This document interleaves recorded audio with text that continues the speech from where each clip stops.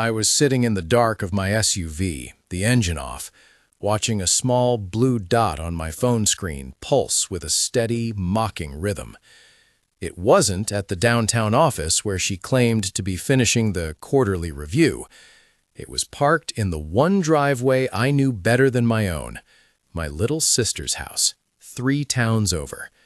My hands were gripping the steering wheel so hard the leather was groaning, and my breath was coming in shallow, jagged gasps that fogged up the windshield.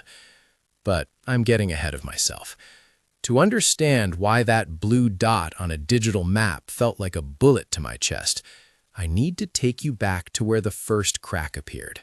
Sarah and I were the couple everyone pointed to when they wanted to believe in marriage.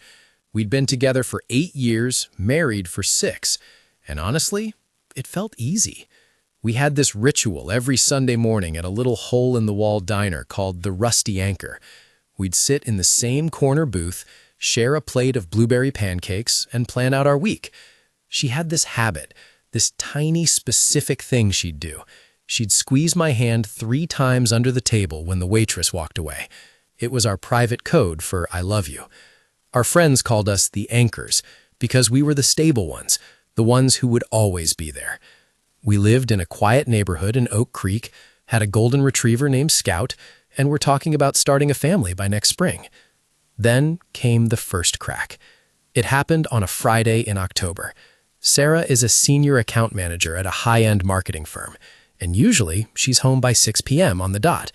But that night, she called me at 5:45. Her voice sounded breathless, a bit rushed. "Hey babe, don't wait up for dinner," she said. "The Miller account is blowing up. I'm going to have to pull a late one. I'll probably be back after midnight." I didn't think twice about it. I told her I loved her, ordered a pizza, and spent the night playing fetch with Scout. That should have been my first warning. But what came next was so much worse. The Miller account became a recurring nightmare. Every Friday, like clockwork, the same phone call would come. Sometimes at 5, sometimes at 6. Always the same excuse. "Working late, babe. Huge deadline." Now, I'm a trusting guy. Maybe I'm a fool. But after the 4th Friday in a row, the math stopped adding up. I noticed Sarah was coming home smelling not like a stale office and caffeine, but like expensive perfume and wood smoke. And she wasn't exhausted. She had this glow, this frantic, nervous energy that she tried to hide behind a yawn. If that was all I found, maybe I could have talked myself out of it. Maybe I could have believed her. But then I checked our shared credit card statement. There was a charge for a boutique liquor store 30 miles in the opposite direction of her office. A bottle of vintage Malbec. Sarah doesn't even like red wine. It gives her migraines. But I knew someone who lived for Malbec. I shook the thought out of my head. It was too ugly to even consider. One night, while she was in the shower, her phone buzzed on the nightstand. I'm not the kind of man who snoops. I've always despised people who don't respect privacy. But my hand moved before my brain could stop it. The message was from an unsaved number. It just said, "Same time tonight? I've got the wine chilling." I felt the blood drain from my face. My stomach did a slow, nauseating flip, the kind you feel when a roller coaster drops out from under you. I put the phone back exactly where it was, my heart hammering against my ribs like a trapped bird. I stayed awake all night, staring at the ceiling, listening to her breathing beside me. I realized that this wasn't just a one-time mistake. This was a routine, a betrayal with a schedule. I knew exactly what I was going to do, but I had to be patient. I needed to know who was on the other side of that chilled wine. The next Thursday, I went to an electronics store and bought a magnetic GPS tracker, the kind private investigators use. It was small, no bigger than a matchbox. On Friday morning, while Sarah was finishing her coffee, I told her I was going to the gym. Instead, I crawled under her Lexus in the driveway and snapped the tracker onto the frame. I felt sick, like I was the one doing something wrong. But the need for the truth was a physical ache in my throat. "Gonna be another late one tonight," she said as I walked back into the kitchen. She didn't even look at me. She was scrolling through her phone, her thumb moving fast. "Don't wait up." "Sure thing," I said, my voice sounding flat and hollow even to my own ears. "Good luck with the Miller account." I spent the next 8 hours in a state of cold, calculated detachment. I didn't go to work, I sat in my home office with the GPS app opened on my laptop. I watched the little car icon on the screen. 5:30 p.m. She left the office.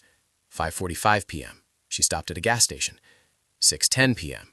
She started heading north, away from our house, away from the city. I followed her at a distance, staying 3 or 4 cars back, my heart pounding so hard I could feel it in my fingertips. As she turned into a familiar neighborhood, my stomach dropped. She wasn't going to a hotel. She wasn't going to a downtown apartment. She pulled into a quiet cul-de-sac and parked directly in front of a blue house with white shutters. My sister, Elena's house. I parked my SUV around the corner, out of sight. I sat there for 20 minutes, just staring at the phone. Maybe she's just visiting her sister, I told myself. Maybe they're planning a surprise for me. Maybe I'm the crazy one. But then I remembered the Malbec. I remembered the "same time tonight" message. Elena had been divorced for a year, and Sarah had been supporting her through it. They'd always been close, but this felt different. This felt like a punch to the gut that wouldn't stop landing. I got out of the car. The air was cold and damp, smelling of wet leaves and impending rain. I walked up the driveway, my footsteps silent on the pavement. Elena's house was warm and inviting, golden light spilling out from the living room windows. I didn't knock. I have a key. Elena gave it to me when she moved in case of emergencies. This felt like an emergency. I slid the key into the lock and turned it slowly. The door creaked open, just a fraction. From the hallway I could hear music, soft, jazz-heavy stuff that Sarah loved. And then I heard the laughter. It wasn't the polite, social laughter they used at family dinners. It was intimate, low. I walked into the kitchen. The scene was like something out of a twisted movie. There was the bottle of Malbec, half empty on the counter. 2 glasses, a plate of cheese Sarah had meticulously arranged. And there they were, sitting on the sofa in the sunken living room, their backs to me. They were huddled close, heads touching, looking at something on Sarah's phone. "You should have seen his face when I told him about the Miller account," Sarah said, her voice dripping with a casual cruelty I'd never heard before. "He's so easy, Elena. He just wants to believe everything is perfect." Elena laughed, a sharp, jagged sound. "He always was the golden boy, Dad's favorite. It's almost too easy to mess with him." I felt the world tilt. It wasn't just the affair. It was the contempt, the sheer naked joy they took in deceiving me. I didn't yell. I didn't throw anything. I just walked into the room and stood at the edge of the carpet. The Miller account must be really demanding. The silence that followed was absolute. It was the kind of silence that rings in your ears. Sarah froze. I watched the color drain from her face in real time, her skin turning a sickly, translucent gray. She turned around slowly, her hand still holding Elena's. Elena looked like she'd seen a ghost, her mouth hanging open, no words coming out. "Mark," Sarah whispered. Her voice was thin, like paper. How did you... "The GPS is under your car, Sarah," I said, my voice eerily calm. I felt like I was watching the scene from a great distance. "And the Malbec? You really should have checked if you were allergic to betrayal before you bought it." Elena tried to stand up, her hands shaking so badly she knocked over her wine glass. The red liquid seeped into the cream-colored rug, looking like a fresh wound. "Mark, listen, it's not what it looks like. We were just..." "Just what, Elena?" I cut her off. My voice didn't rise, but it had an edge that made her flinch. "Just laughing about how easy I am to lie to? Just celebrating the fact that you're sleeping with my wife while I'm at home feeding the dog? Which part is not what it looks like?" Sarah finally found her feet. She took a step toward me, her eyes darting to the door, looking for an exit that wasn't there. "Babe, please, let's go home. Let's talk about this." "Go home?" I let out a short, dry laugh that felt like broken glass in my throat. "I am home, or I was, but I don't think I know the woman standing in front of me, and I definitely don't know the woman sitting on that couch." I looked at my sister, the girl I'd protected from bullies in middle school, the woman I'd helped move into this very house. "You've always wanted what I had, Elena. I just didn't think you'd burn my entire life down to get a taste of it." Sarah started to cry then. Big, fat, performative tears. She reached for my arm, but I stepped back. The touch of her hand felt like a burn. "Don't," I said.